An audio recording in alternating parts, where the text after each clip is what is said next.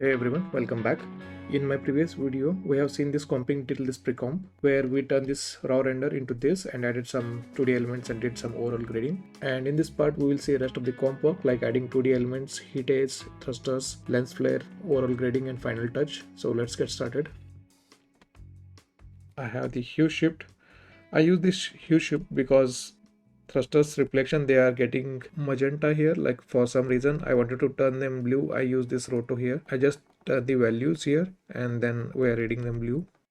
Then I have projected this noise is moving from screen left to screen right. Simple noise from Nuke, did some grading and transformed it a lot bigger and projected it on the sky card here we use for the sky. If I see this, now this card is moving here along with this noise pattern. It's simply adding that noise element on the card and using that as a mist, moving mist in the comp. If I go to this frame, I use this hanger here. Also, I use the ship, merge them together and stencil that thing. Like if I come here, you can see that I'm just holding out that and adding it on top of everything. This might read very less, but in the play it will read really good. Like if I go to the frame, it can give some depth to the shot. This kind of mist. I have a noise pass here. I have rendered this using the Blender. This is very simple technique. I will just show you quickly that. I used EV for this kind of noise. This is simply I created a box, applied a noise to the volume and I have animated this from screen left to screen right. Like if I see it from the camera view and turn this off like this. I will try to make a separate video on creating this kind of cloudy noise, moving noise and how to use them into shot. In this shot it's not visible properly, so I just kept it very less dense, but I will find a new content where I can show this kind of noisy pass and you can use it more prominent and also play a lot with this. So let's get back to the nuke. So using that noise, I have graded a bit here, like adding more blue tone and then doing some masking, then merge it on top of shot. This is reading very less because I don't wanted to keep it very solid. I kept it like less dense. So this noise is reading more in the darker patterns. Like my background is dark here, that's why we're reading more of that mist or that moving haze or noise. Then I have this EV mist, did a grading to this as well, like adding some bluish tone and blurred it a bit and just added it onto our shot. My mix values are very less here. If I keep it as is, then the mist will be too dense. I just kept it like 0.035. If I go to the last frame and you can read that it's very less, and then somewhere around here it might read more because of the darker background.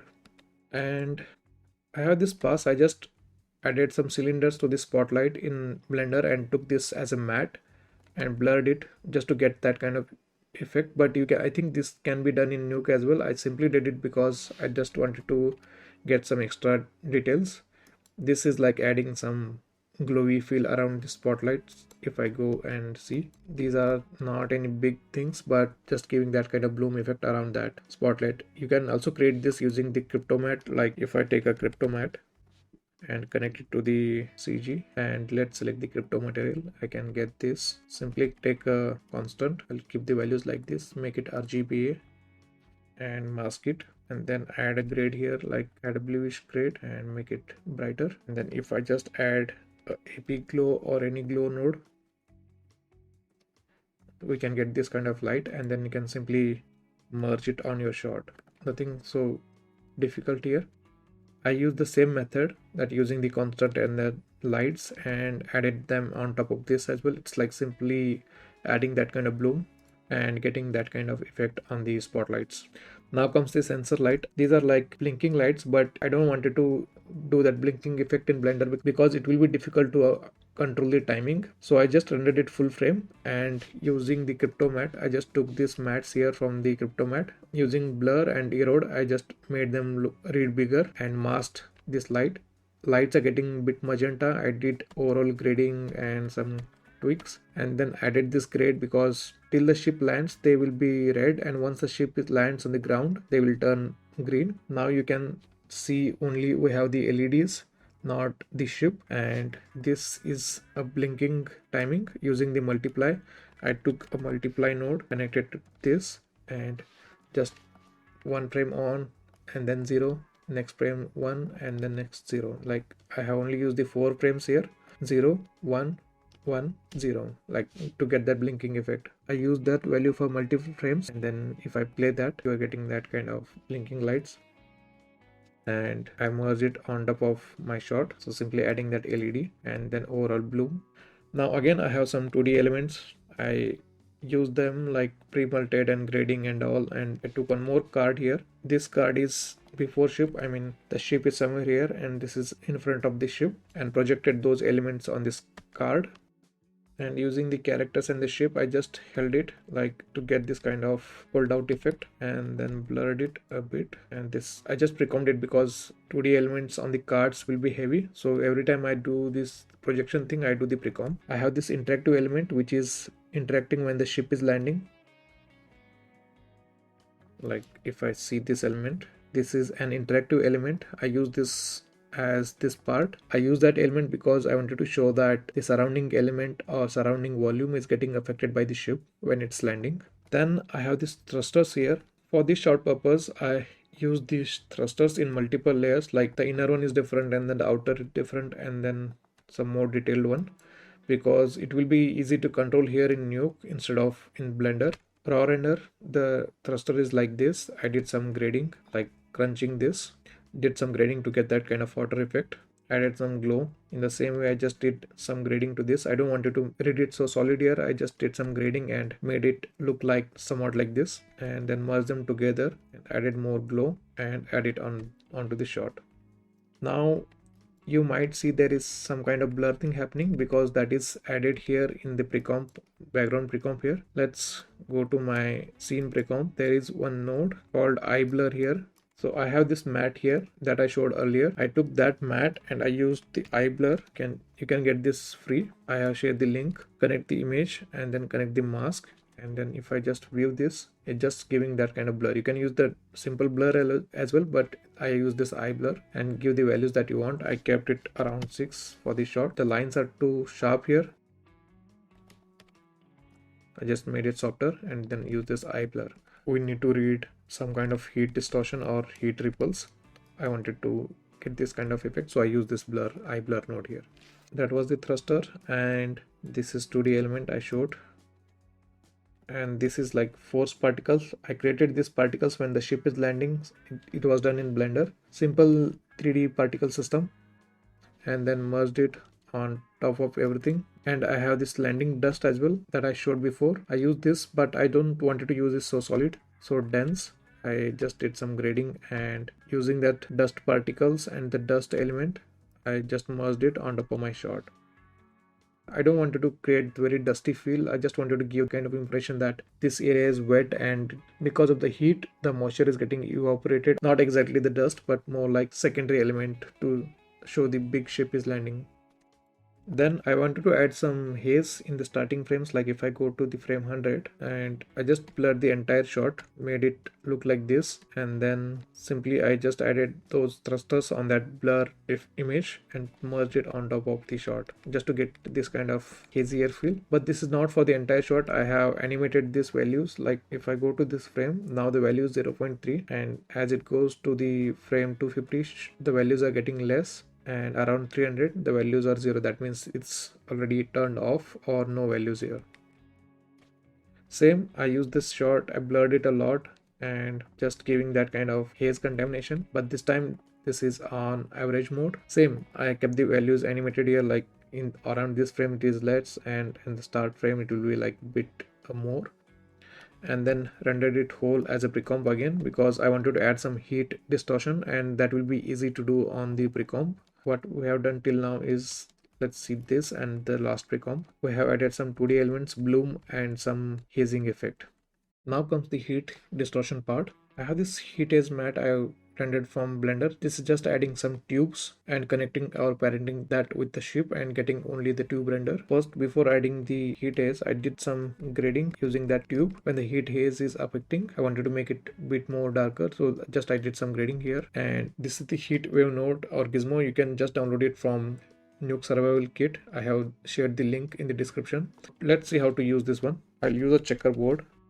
because using this on the shot is quite heavy. I'll take a heat wave distortion node, connect this to image. Now when I connect it, you can simply see it's getting affected directly, but I'll use a noise pattern like this and use this mask here. So my noise is like this, it is affecting to that. I'll just do the changes to the noise patterns, like, and I'll also animate the noise.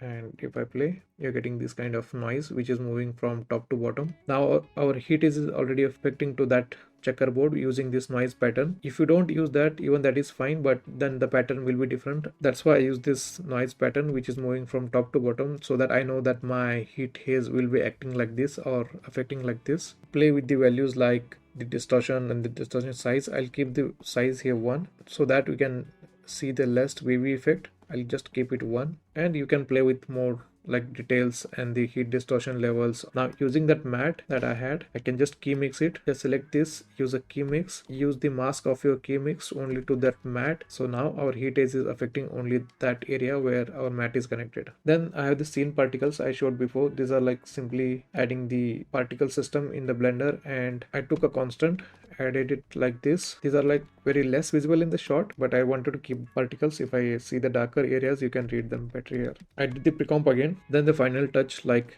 this one character is getting too brighter, so I used the crypto matte for only that character and added some grade. So it's like getting the crypto matte and doing some grade on the character. Then I did some overall grading. This is the interesting part.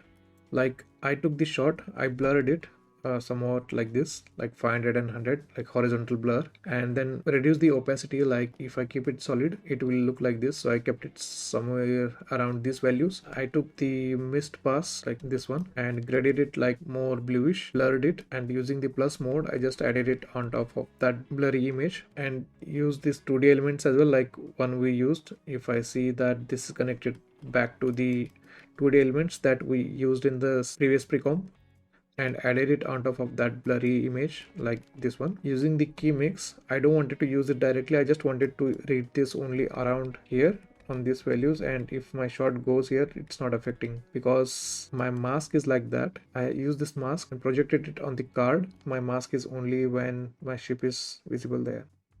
So now in this frame, you can see that half of the area is not covered with the mask and half of the area is covered with the mask. That blurry image is only affecting to the bottom part when the ship is landing, but not everywhere. Then overall grading, vignetting, like doing this soft shape and making it darker only in the corners.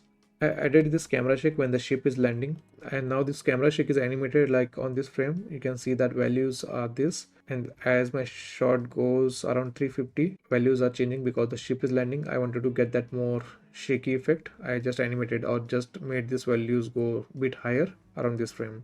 As always, I just added some chromatic aberration to the shot and then overall sharpen. Shot is getting a bit sharper here. Till here my shot is looking too saturated, so I realized that my shot should not be so saturated, so I used this color correction node and did some grading, like took some saturation down in the midtones as well, and this is what it looks like now. And adding the lens flare to the shot. Lens flare is really the interesting part in this kind of shots. If you add lens flare, then that can bring a whole different look to the shot. I have added multiple lens flare. I have also animated when ship is landing. When my ship is landing, the lens flare will also get on and off. It's just adding the multiply. This will give more impact to the shot. So just try to find a point where you can add this kind of on and off lens flares, and then touch of overall grading.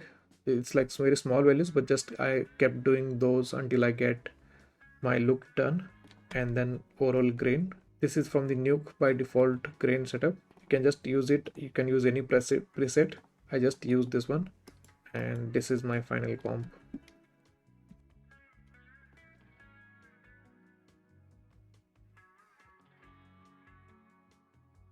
So this is not like you can just achieve this look in only in Nuke. You can do this in After Effects as well. You can use the same fundamental ideas, or you can transfer these techniques in After Effects and get this kind of output.